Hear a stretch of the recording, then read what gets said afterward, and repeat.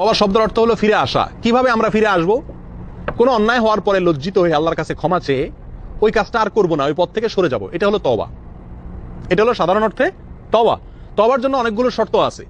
আল্লাহর কাছে তওবা অ্যাকসেপ্টেড, আল্লাহ আপনার ফিরে আসাটাকে গ্রহণ করবেন, মেনে নেবেন, এর জন্য কয়েকটা শর্ত আছে। তার ভিতরে একটা শর্ত হলো যেই অন্যায়টি করেছেন সেখান থেকে আগে সরে আসতে হবে। দ্বিতীয়ত হলো যে অন্যায়টি করেছেন তার জন্য আল্লাহর কাছে লজ্জিত হতে হবে।